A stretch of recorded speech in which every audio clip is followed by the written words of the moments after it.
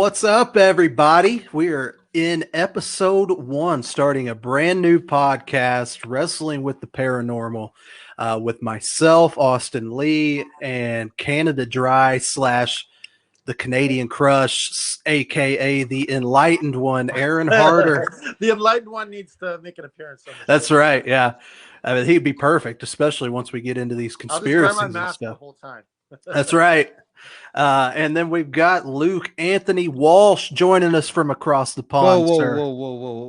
Let's Uh-oh. introduce it properly. Okay. Ladies and gentlemen, boys and girls, children of all ages, introducing the UK's finest wrestler in all of sports entertainment, giving you from Luton, England, in the United Kingdom, it's Luke Anthony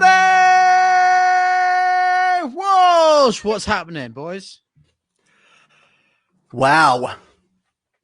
I like it, though. I like it. I mean, what a way to come in, right? Bada boom. How are y'all doing? Well, Greatest guy in the room. beggar go home, right? That's right. Exactly. You know, what a way to start this thing off. So, Aaron and Luke, as we were just kind of talking with this show, we're going to kind of do a little bit of everything that's out of the norm. And we're going to start episode 1 today, talking our own personal paranormal stories here. So, Aaron, anything you want to say before we jump into it? I just think it's a unique opportunity. And so what we really want to do is we're just the name Wrestling with the Paranormal. It's just pretty much wrestling fans in our community. We're just telling there's so many people now that have a ghost story. I don't understand it. It's crazy.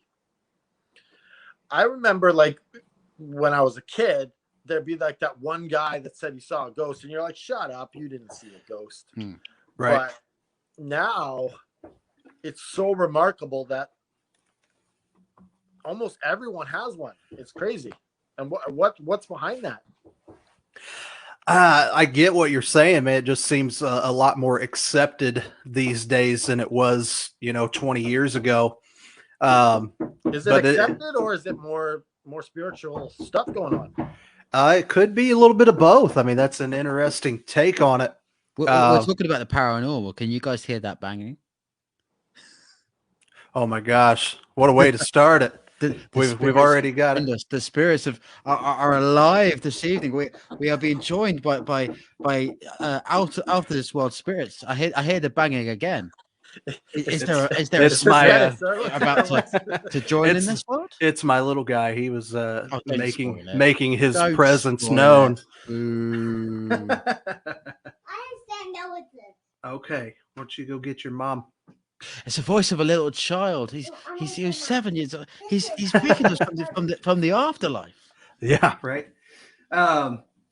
So who wants to get us started off here with the first one? I guess let's start with Luke, since you're the guest. Last kind of minute here, but apparently you've got some good stuff to tell us. I do. So, ghost stories in the UK is very is very deep. I mean, the history goes back, as far back as the Victorian age and even further than that. And so where I'm in Luton, there is a lot of old factories, old like buildings used in the Industrial Revolution. So I was staying at a hotel one night. I think it was a converted Airbnb place sort of thing. And I was staying there with my partner, and we're having a good time. It's just a building, and we're getting ready to go to bed. And all of a sudden, we heard this knocking at the window. We thought, okay, right, it wasn't a particularly windy night. It wasn't the weather was calm and fine, and I thought, okay, it's nothing. So we start to drift off, and we hear the knocking again. I thought, okay, so something is up. Like, bear in mind, this was 10:30, 11 o'clock in the evening. So, nothing was going wrong. It wasn't as though we were in a busy part of town where there would be drunk people or what have you. So we sort of let it go, and we sort of then we hear knocking a third time, and we thought, okay, this is spooky, right? So we sort of stay up and we start looking around, and of course nobody was there. So I end up doing a bit of research, and I find this story. I find the story of an old woman who used to live at the same building, and she was the owner of this hat making factory. Like obviously, Luton and on a global stage is known for its hat making industry. It makes straw boaters, and she. But so you find out the story. She was an old lady, and she died at the property. I think she was like 102, 103, Wow. but she was found dead because she'd basically been making straw boaters all of her life, and she was found dead. And What was she had making? she was making straw boaters, like so straw hats. If you find a picture Okay, yeah. on Google, and she was found dead with a hat covering her face. Now, you know that image in itself is a bit spooky, but yeah, it's when you think of it, that just the images that it paints. But when I go on to read about the haunted ghost, you know, we always hear that the old lady comes from now and again, and she's always tapping, and she's always, you know, looking to get back in, and she's looking to make another hat, and the noises that come from her is the sound of the factory. And does she have a name? I think her name was like Gladys. It was something. It was very Victorian. Don't fuck This is with a Gladys, while man. ago, No, and everybody knows that. so anyway, we sort of try and sort of kid ourselves, and then we try and get some sleep. About an hour or so later, we hear whispers, we hear noises that we couldn't understand, and we definitely knew at this point that And you're not understanding any of the words that you're in the whispers. exactly. She was sort of, I could hear the words, you know, straw, and you know, and you could sort of hear the noises of the machines, and thought, hang on a second, we've got a ghost in our presence. And immediately I thought, right, I'm not going to get to sleep tonight because I've got a ghost in the presence. And sort of when you're in the presence of a third spirit, you do not know what you're going to do with yourself, because it's not something that you're trained to do naturally. Yeah, you don't even know what kind of entity this is. Exactly. You don't know what its purpose is. Is it there to mess with you? Is it there just to say hi? What's going on? Exactly. And so I sort of say hello. So I say, is anybody there? And it says absolutely nothing. Like, it was completely silent, as though like nothing had happened, nothing was there. So I lay back down and I try and close my eyes, and it just says, Gladys, Gladys. And I'm like, oh shit. Like this is trying to communicate with me now. Like, it understands what I'm trying to say.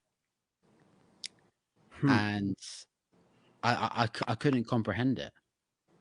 And reading the story behind this woman, and understanding that she devoted her life to the straw boater industry, and now like all of a sudden it's coming alive, and I'm feeling it.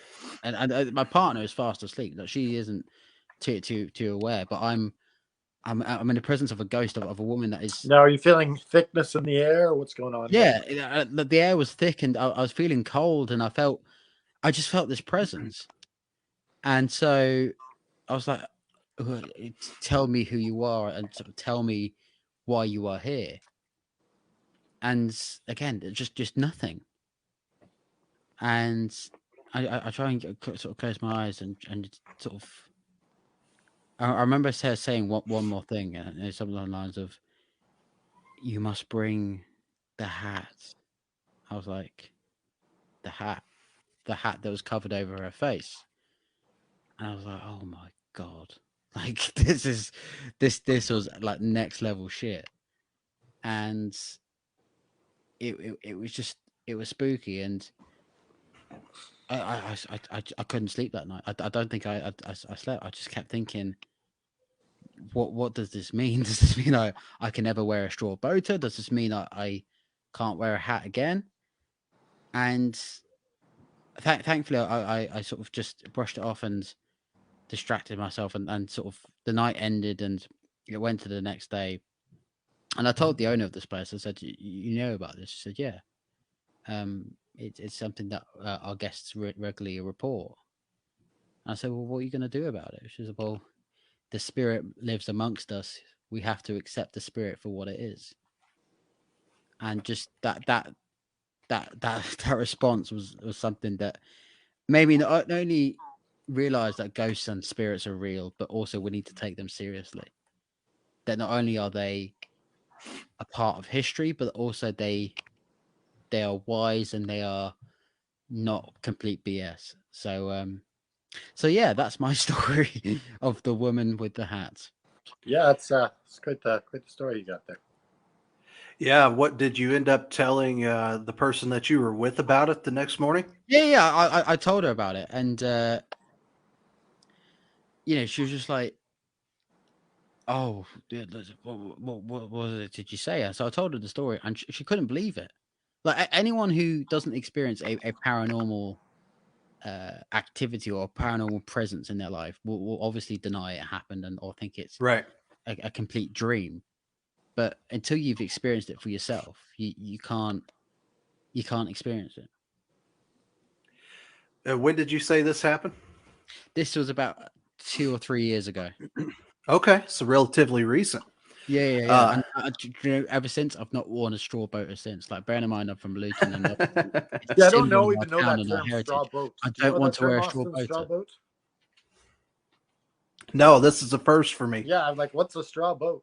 A straw boater is, if you can find it on Google, and Yeah, I do now. I figured it out now, but I didn't. yeah. It was a disconnect for me, so now I get it. Yeah. So, I mean, Aaron Luke brings up a pretty good point, about it with people when you're talking about it with somebody who hasn't experienced something like this themselves. There is that like genuine, just kind of awkward moment where they're trying to spin it off and something else, like you're Yeah. crazy or something. How do you handle situations like that? Because I've kind of been around or been in this situation several different times, and it's really frustrating for me personally. And do they just when say you're when full of shit, or what are they? yeah, essentially, it's like, what am I gaining from telling you about this? But it's always the people that haven't experienced it themselves, and it's just like how close minded people can be to certain situations is frustrating sometimes. Okay, so a lot of people don't know. Some of you do, but a lot of people don't know this. But I'm a former reverend, former pastor, and I've Like dealt. Reverend Devon? Is that what you did? You put the people through uh, tables? I've dealt with the supernatural my whole life. I come from a Pentecostal church upbringing, and so um, we've dealt with possessions and cast demons out of people, and the supernatural for me is just it's second nature, because when you grow up in a church environment, especially a Pentecostal one, where miracles and all that kind of thing are commonplace, it's this is a natural transition, and just understanding things and coming at it. I'm going to go ahead and tell you my story. I have a few, but I'm going to tell you one right now. So I work at a place to help people recover from drugs and alcohol. And I work with a coworker at nighttime. And sometimes we have some homeless people come in, and we give them some coffee, and we let them hang out for a bit. And some of them seeking recovery, and we just give them some peer-to-peer counseling. And so if one of us is having an issue, we're going to call out to the other one, and the other guy's going to come running, and we're going to be there to deal with whatever these guys are causing trouble or whatever. And so I'm off in another part of the building, and my coworker, he yells, "What the fuck!" He starts screaming, and so I come running. I think that some homeless person has done something to put him in danger or something. So I'm running, and I get there, and he goes, he's panicking, and I go, what's up? And he's like, I just saw a shadow figure go into that corner over there, and it's this little L sort of shape where it's kind of like a hallway, and then there's an L and it's a dead end, so it's kind of a way. And so with my preaching sort of background, I know that like this isn't good. This is probably a demonic sort of presence. And so I was kind of cocky, and so I asked my friend. I was like, do you feel that, or is that just me? Like he's like my I have goosebumps. The hair on my arms are sticking up, and so I'm kind of cocky, and I'm just like, I kind of take it for granted, and I'm just like, in the name of Jesus, I command you, spirit, to leave, and you're not welcome here. And I just kind of was nonchalant about it, and I was like, okay, this is done. You know, kind of like sweeping something under the rug and not really putting the direct energy that needs to be put into it. And so we kind of forgot about it, and so we were off doing some work, and I was coming up the stairs, and he was talking, and my friend was talking to me at the top of the stairs, and all of a sudden, I get hit with this energy, just like a whoosh, and I'm absolutely drained, and I almost fall down the stairs, and I have to grab onto the ledge of the rail and use that to pull me up, and it was crazy. So then we went into the office, and we did like a serious prayer, and we didn't deal with anything else that night. But it was definitely an evil sort of vibe that we felt.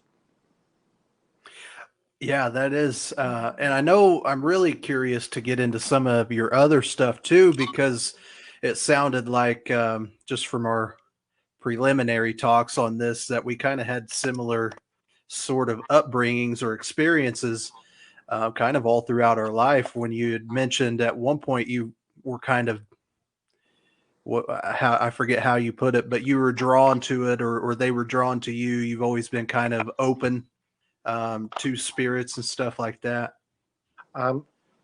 Researching this, I guess the paranormal word is a sensitive. Yeah. I guess I've been really spiritually sensitive, and that goes for everything, for God, for the enemy, for all sorts of things. I feel stuff quite often. Right. What was the very first experience that you ever had with the paranormal? Oh, let me come back to that. Maybe you can tell your story, and I'll come back. Okay. To that. I find it interesting that you're trying to as your position as a man of God and a man of religion, that you were trying to cast away the spirit instead of welcome the spirit in and understand what the spirit was trying to do. You kind of go with your with the feeling, right? Like when you go into a room, you feel good energy or you feel bad energy. Yeah. And so when I feel bad energy, I don't want it there. And I realize that people have authority over their places of business. They have authority over their house. They have authority over their children. And you use that authority that you have to command these spirits, because they don't have any authority. You have the authority. So as the caretaker of that building that night, I have the authority to do that. Yeah, I totally get it, in terms of being able to kind of pick up on the energy that's there. It's such a weird thing, man. And Luke even alluded to it earlier when he was talking, that it's like you hear people talking sometimes about it, and it's I would have done this and I would have done that. There's no manual for how to react in certain situations, especially if you're completely caught off guard, and not expecting it. So uh, myself, man, I've got so many. I grew up We got in a lots of stories, lots of shows to do here. So right, yeah. So I grew up in a very active haunted house. Really, Yes, and when I mean very active, no exaggeration whatsoever. It was a good week if I had one day where something didn't happen. It could just be a little thing one day, but something always seemingly happened there. And I lived in this house until I was 14. So it was, I was kind of open to it too. I could almost pinpoint like where in the house it was and I would try to avoid those things because it freaked me out. There's just, when you see things moving right in front of your face, but there's nothing there, it's like, how do you react to that, you know? so what did you see moving? Like, Oh my goodness, man. So not only myself, but everybody, including my friends in the neighborhood that ever stepped foot in that house, had something happen at one point. Um, we would have chairs pulled out in front of us in the kitchen. When we would walk in, and the chairs would pull out away from the table right in front of us, like stopping us from going any further. Pictures on the wall would like, it was wow. almost like you could watch it where somebody would just walk up and hit the bottom of the picture or the frame and kick it sideways. I had covers pulled off of me at night, like Whoa. I'm watching the covers be pulled off of me. Um, Radios turned on that weren't plugged in, and you could see Wow. the needle This is some coursing serious back and forth. energy going on in your Seriously, dude, it was wild. Doors So let me ask you opening this and closing. quickly. Go ahead. So were friends wanting to come over and see this kind of stuff? No. Or were they scared? So at first, I mean, I would tell my friends when I would get home from school, I would literally drop my book bag off, my backpack off inside the door, like just inside the door. And I stayed out until it was like bedtime. And I would tell my friends around the neighborhood, there was about 10 of us that always ran around together. And I would tell them, and sometimes, most of the time, you know, if they hadn't had it happen to them yet, they'd be like, "Oh, you're lying. You're making it they didn't up. believe you. Whatever." No. So it's like, all right, bro, like come on over. You know, well, I guarantee you something will happen, you know. So, you know, one by one, it ended up happening. Every single one of them had something happen to them. And then once they had their own experience in there, they refused to come back over. My house was not the one that we would gather at, you know. And did any of your friends experiencing anything follow them or anything, or get attached to them? No, nothing like that. It was always something like just letting you know it's there. And I remember one time, like one of the times that really kind of freaked me out.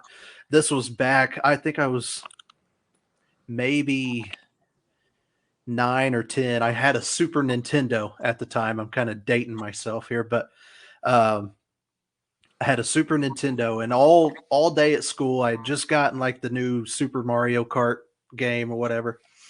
So I was just like pumping myself up at school. I'm like, I'm going home, and I'm going upstairs, and I'm playing that game whenever I get home. I'm not gonna be scared, you know, like you could do this. And I get up there, and I remember like just getting that feeling like, oh shit, like something's getting ready to happen. This is in the day. This is 4 p.m. I just got home from school, and I'm sitting at the edge of my bed, and there's like a storage room, like a big closet, you know, upstairs there. And I remember pausing the game and just sitting there and thinking, oh shit, you know, like something's getting ready to go down. It's in here. I can feel it. And then the door to that storage room like opened really slowly, and I'm watching it, and I'm getting goosebumps. I'm like, dude, I'm getting goosebumps. Legitimate. I'm getting goosebumps watching it, and I'm like, oh fuck. like just thinking it in my head, but I'm like frozen in the moment. And then all of a sudden the door slammed shut and I was just freaked out and I took off running downstairs. So I'd always told my dad, every time something happened, and he'd try to play it off like it's just the wind. Like the So wind wait, is isn't this only doing that. happening to you, or is this happening to other families? It's happened to every family member that was in the house. Wow. It happened to every friend of mine that ever came over. But my dad always tried to play it down. It was only a couple of years ago when my dad finally told me that he had several things happen to him too there, but he just didn't want me to be scared. So he always tried to play it off and make me feel like I was crazy, like that was a better route to go, I guess. But Wow. yeah, all kinds of crazy stuff, man. Wow, I feel goosebumps just hearing that story there. Yeah, the covers being pulled off of me, that was pretty Yeah, freaky. that one. And so, what did you do? Which time? When the covers getting pulled off you, Like, what can you do? Like did you just get up and run and go downstairs? Yeah, I got up and I remember pulling them back up and thinking, because it like kind of woke me up. I'm cold.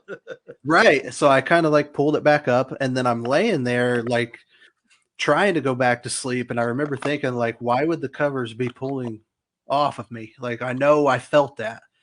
So I kind of laid there awake for a second. And then sure enough, they started being pulled back off of me again. And I jumped up out of bed and I remember thinking maybe it was my older sister fucking with me or something. So I looked at the end of the bed and there's nobody there. So I kind of like, I'm freaked out, but I'm like, okay, like maybe I am just dreaming or something. So I laid back down in bed and it happened again. So I took off running. I went downstairs and, I woke my dad up and told him, and he's, made one of his normal claims that it was, something, or I was dreaming or whatever. But yeah, I mean, I'd see shadow figures and stuff like that all the time.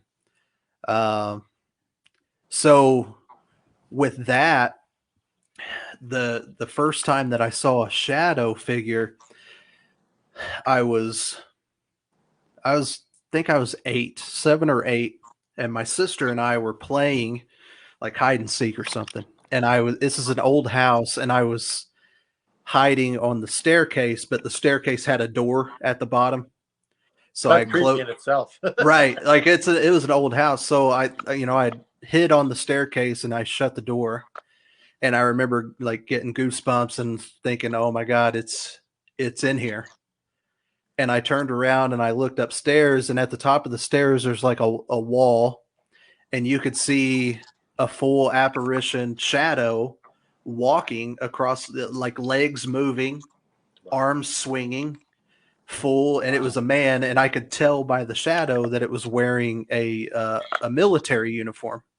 Wow. Well, my grandfather, my dad's dad, passed away when my dad was like 6 or 7 years old.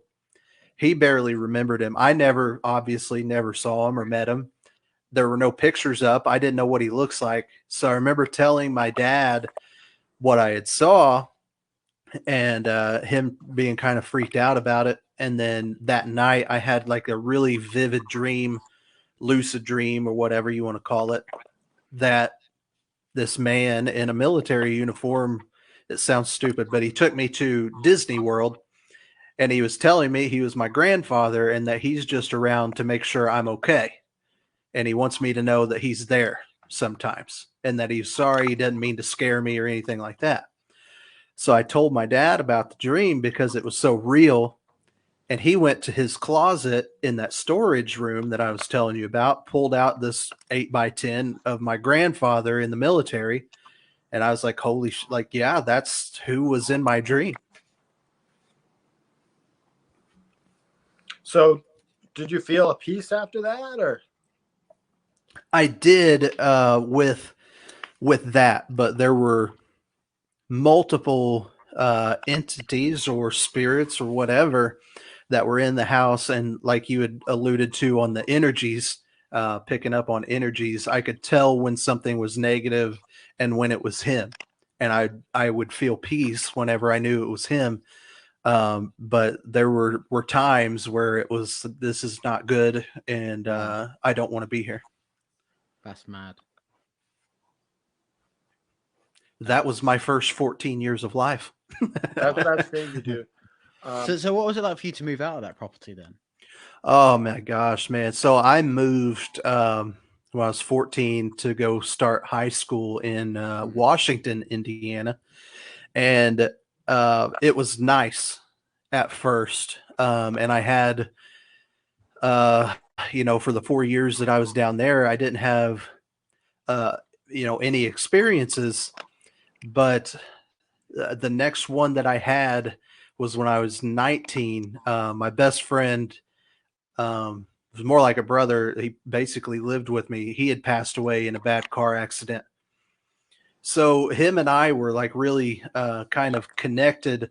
Um, we worked at the same place, and I was running late for work, and I was going through this S curve like right before our workplace. It was like right down the road from our work. And I remember it was like 5:02, and I had to clock in at 5 o'clock. So I was late, but I stopped and I started throwing up on the side of the road. I made it to work, and I told my boss, I said, "Hey, I just got sick. I'm going to go home." But I saw my friend's name up on the board, and he had where he was going to be working at right next to his thing, right next to his name.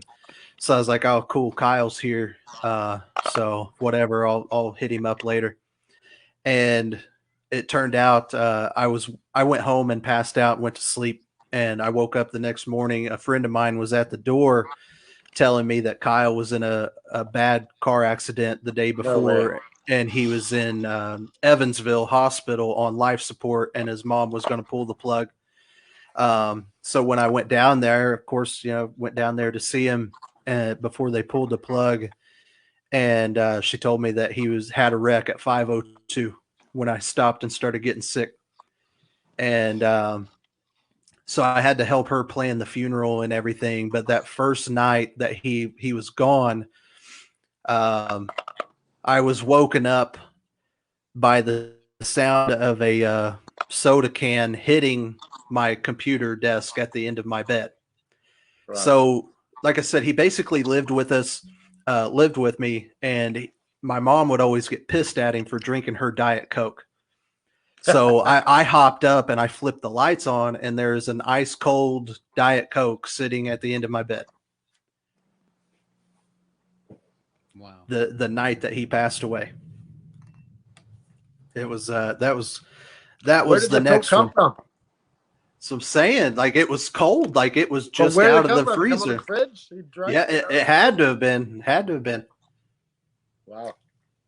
But that was the first experience that I had with the paranormal since moving out of that house.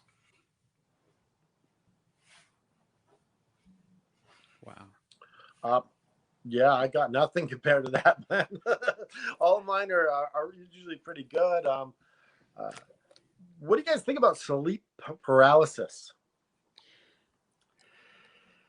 I mean, it's one of those things where I guess like whenever you sleepwalk or when you are in a trance, when you're deep in an unconscious sleep, that you are guided by a paranormal spirit in your actions and what you say, and it's a weird one because you can't explain it.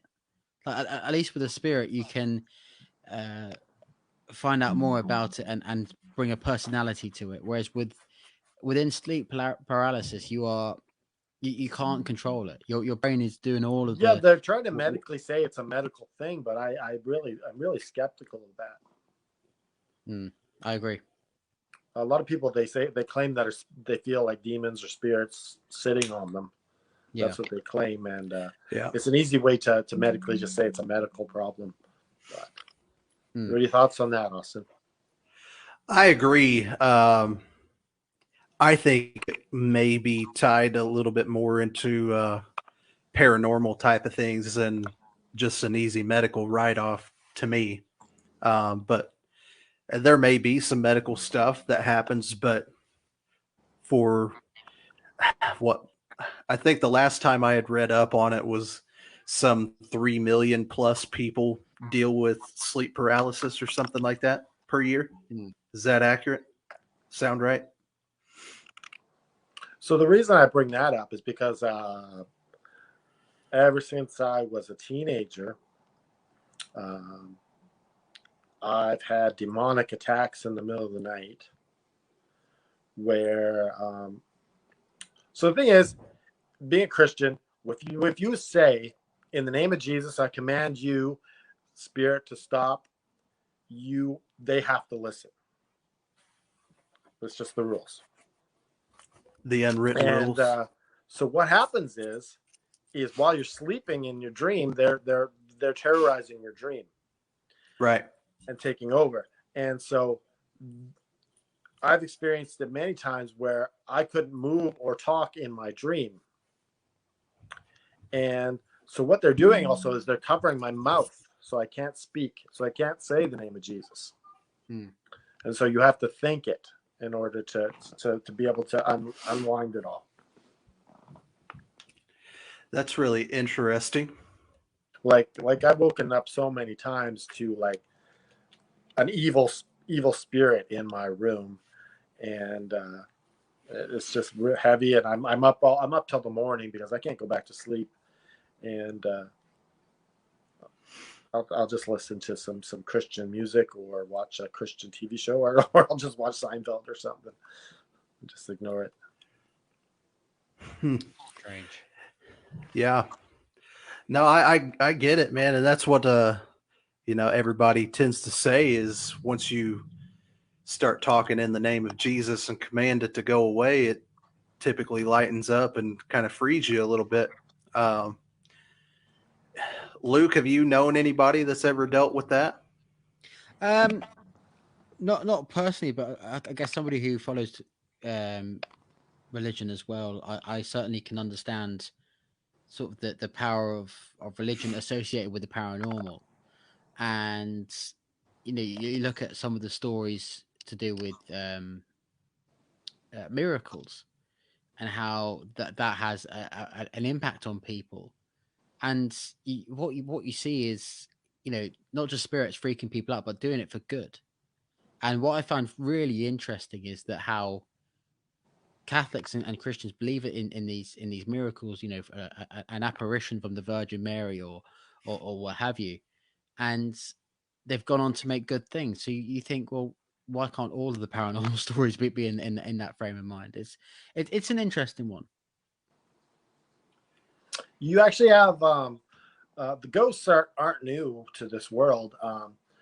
They're even mentioned in the Bible. Right.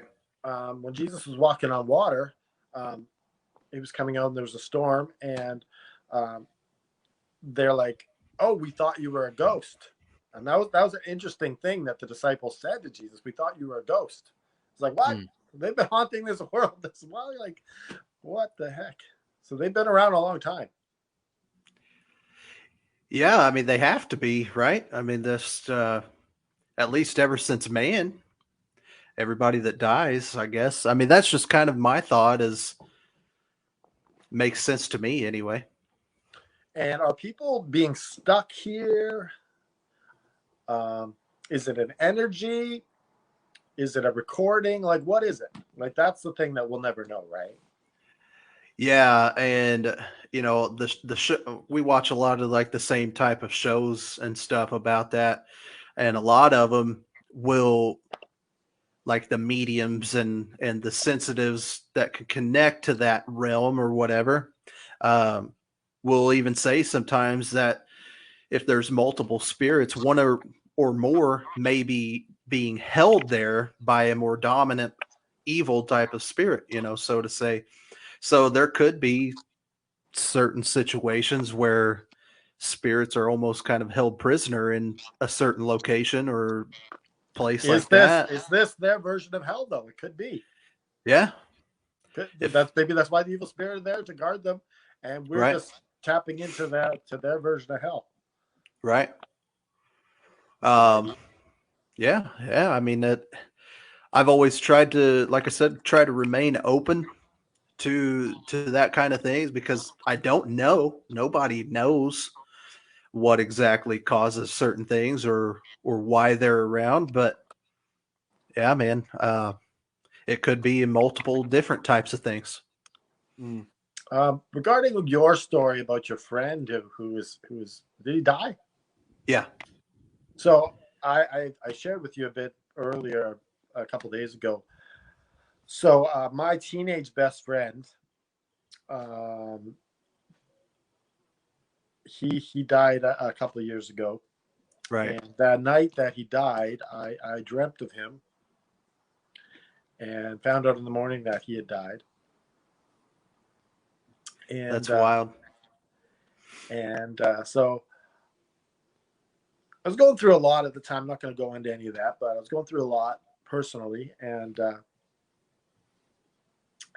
number of months go by, and I'm listening to a podcast lying in my bed, and so when you listen to a podcast, you fall asleep, and so I wake up, and I'm like, oh, I'm gonna get up and turn this podcast off, and so I turn over, and I hear an audible voice, and it goes, "Hey, Aaron, how you doing?"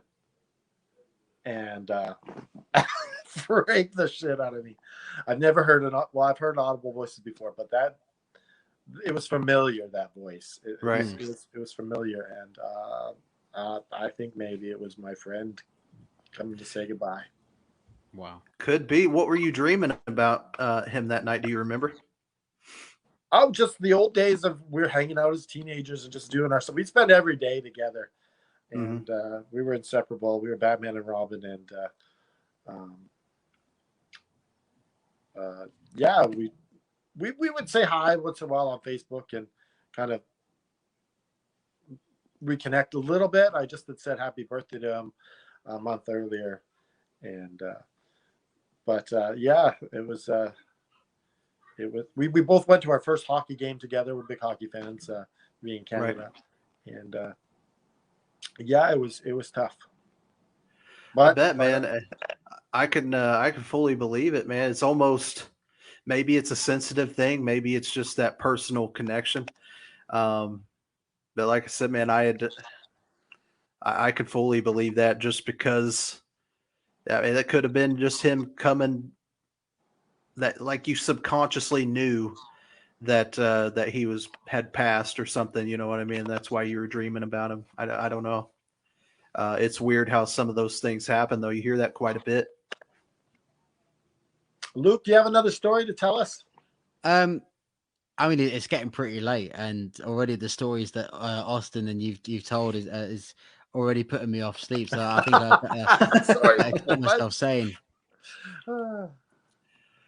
I'll have to come on again and tell more. So there's a story I can tell about my high school reunion that I went to, and it involves a ghost of a head teacher that died, and that's a spooky one. It involves rulers and it involves yeah, uh, stationary equipment sort of moving without anyone realizing.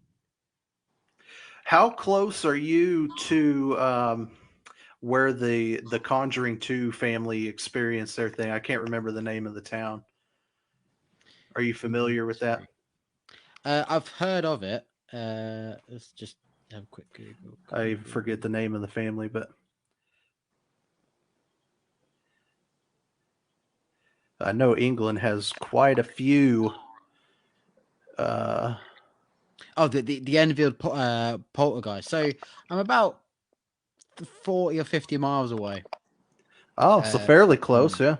Fairly close to, and again, as I was saying in introductions, that there is a lot of ghost stories within the UK because look, you know, the UK has a lot of steeped history. You can go as far back as, you know, old battles of, you know, of the War of the Roses, the Civil War, you know, as far back as Henry VIII, Richard III. I've known some stories, all the way through to present day. So Yeah, it's you just think that'd be a bit about energy because where there's more going on, there seems to be more energy of some sort. I don't understand it. It's crazy.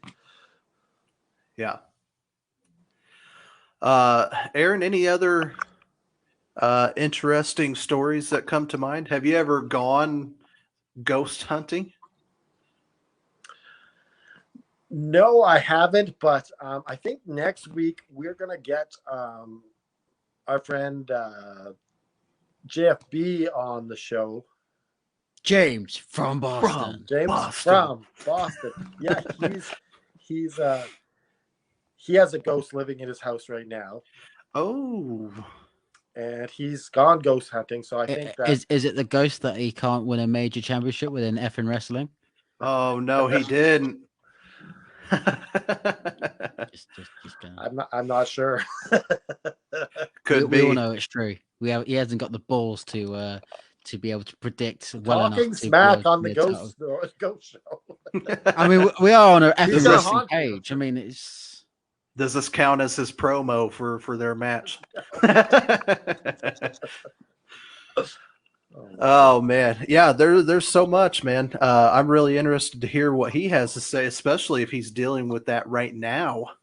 That's really interesting. Yeah, so I think we can wrap it up here. I think we had Yeah. a good first show, and I really enjoyed talking to you guys about this, and I hope that people enjoyed hearing it, and that we can go further into it next week with some more stories. for sure, Absolutely, it's been man. interesting. Yeah, for sure. Luke, thanks for coming on in such short notice. No problem. Yeah, thank you. Yeah, I and like sharing it, your man. stuff. Yep. Appreciate it. All right, well have a good night, and we'll see you next week. That's right.